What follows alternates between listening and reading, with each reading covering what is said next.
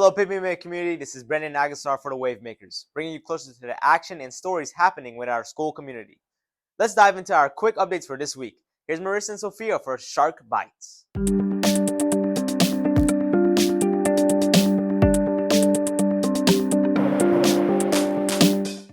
Good morning, Sharks. My name is Marissa. And I'm Sophia Varallo. And here are some quick Shark updates. Don't forget, every Friday you can dress down for just $2. Buy a wristband from a senior outside the main office in the mornings. Remember, dress code rules still apply. So no ripped jeans, pajamas, sweatpants, Crocs, or inappropriate shirts. If you have any questions, kindly see Ms. Shorts. PBMA once again is partnering with Florida Hiking Children's Vision Program. This terrific organization sends a vision van to both of our campuses to provide free eye exams and then give students free glasses if they're required. Please sign up by October 10th. The vision van will set a date to come once we have 30 or more students signed up. The link to sign up is mobile.floridahiking.org. Start your morning off sweet. Donuts are on sale every Wednesday outside Building 2 for just $2 each. First come, first serve. All proceeds going to support our junior and senior prom. There will be no school on Thursday, October 2nd, 2025 in observance of the fall holiday. Mark your calendars. Skate night is happening on Thursday, October 16, 2025 from 6 to 8 p.m. at Astro Skate Family Fun Centers in Green Acres. Admissions is $12, no school the next day. So come out, have fun with friends and families, and enjoy a night of skating and good vibes. Remember to always adhere to 10-10 rules. It means no bathroom breaks during the first 10 minutes or the last 10 minutes of class. The first 10 minutes of class are for settling in, listening to directions, and starting strong. The last 10 minutes are for finishing up, reviewing, and making sure everyone is prepared before the bell rings. That's all for today's Quick Shark updates. Back to you, Brandon. Our secondary campus students recently launched a PBMA fundraiser, and it was a remarkable success. The kickoff was filled with enthusiasm, and students learned about the exciting prizes and the important ways they can contribute to supporting our school. Mrs. Short, our new graduation coach for the secondary campus, immediately connected with students during the event, adding energy and excitement to the kickoff celebration. Go to www.forfundsonline.com and use our school code 72858. Meanwhile, a campus-wide dental checkup event happened last September 2nd, 2025, providing students with the opportunity to care for their smiles right here at school, reminding us all that good oral health is more than just having a bright smile. It's an important part of staying healthy overall. Now it's time for our Sharks sports update. Our boys flag football team had an incredible run this week, picking up 2 huge wins and showing why they're one of the strongest teams in the league.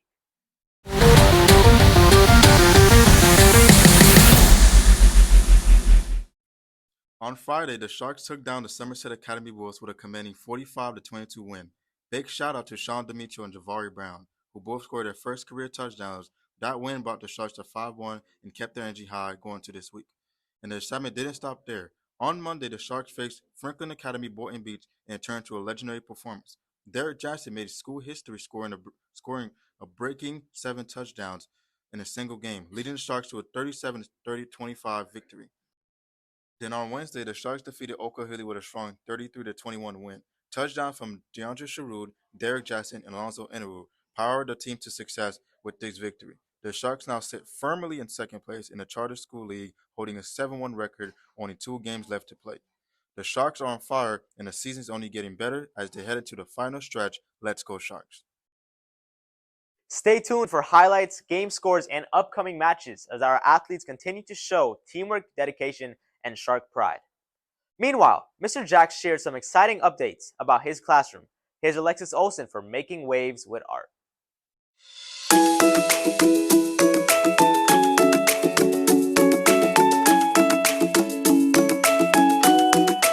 Thank you, Brandon. Today we'll be giving you updates on what Mr. Jackson's art classes are currently working on, their future projects, or what they hope to achieve this school year. Good morning, Mr. Jacks. Thank you for taking the time to speak with us today. Can you start off by sharing what your students are currently working on? This year, we're starting with an aquatic mural with the theme of sharks.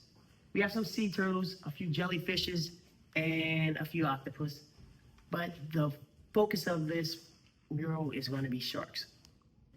That sounds very exciting.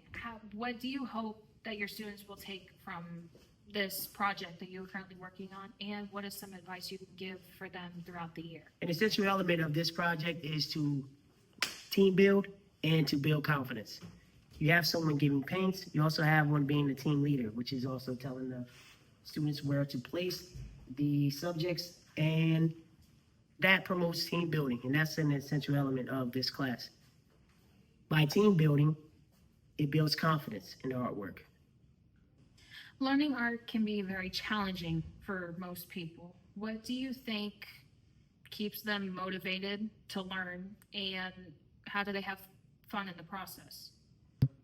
The competitive nature of the class keeps them motivated. I also give incentives as like rewards like candy, gummy bears, fruit snacks, even Gatorades at times.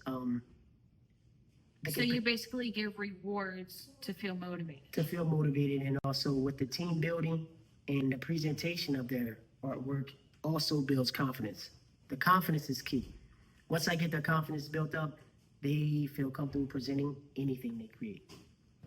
Finally, what is the overall goal this year for your students to take from this experience?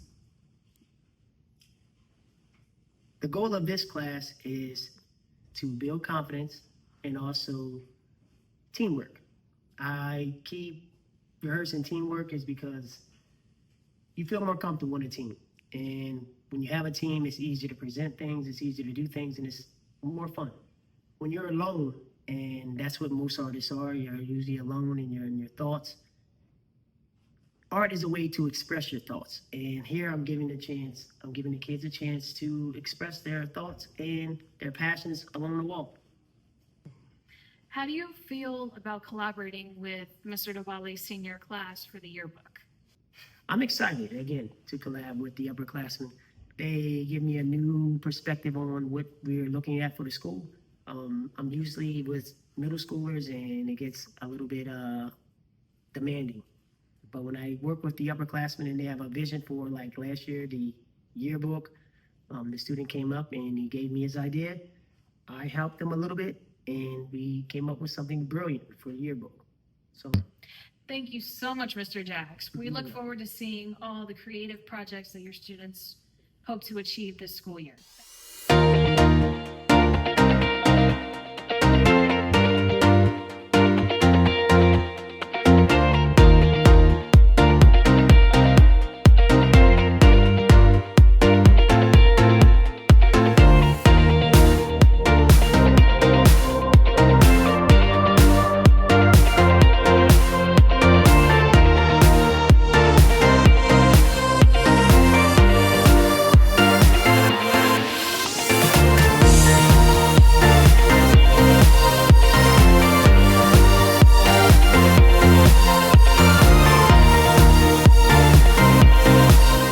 Up next, we're diving into our classrooms to see how learning happens every day. The ELA department has been working hard to help students not just read and write, but truly grow as thinkers and communicators. Here's Zoe for the Lighthouse.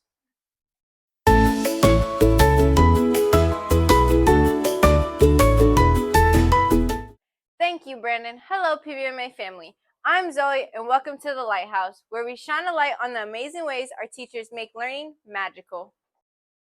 At PBMA, classrooms truly shine like lighthouses, guiding students towards discovery and growth. Through creative and engaging learning, this week, our teachers showcase different ways of helping students understand text structure, making learning both interactive and fun. In 6th grade, Ms. Castro designed a rotation activity where students explored text structures through small group discussions and a technology station, giving them multiple ways to practice and apply their knowledge. In 7th grade, Ms. Kimberly Williams guided her students in identifying signal words within paragraphs, helping them determine the type of text structure being used. This hands-on strategy made it easier for students to spot patterns in writing. Meanwhile, Ms. Davids energized her class with the creative twist. She opened the lesson with Think, Pair, Share, small group discussions, and even a karaoke activity to get her students excited about text structure before diving deeper into the lesson. Over in 9th grade, Mr. Duvali's students first worked in small groups, then text tested their knowledge through Wayground and an interactive game on text structure, reinforcing learning through collaboration and play. And in 10th grade, students also engaged in dynamic activities that connected critical thinking with teamwork, showing that learning text structures is not just about reading, it's about interaction, communication, and discovery. At every level, our teachers are proving that when lessons are designed to spark curiosity, classrooms become lighthouses, illuminating the path to deeper understanding and brighter futures. I'm Zoe Covedo for The Lighthouse. Back to you, Brandon. That's it for this week's Wavemakers. Sharks, always remember to reflect our shark mentality by being safe, respectful, and responsible. Again, this is Brendan Nagasar for the Wavemakers.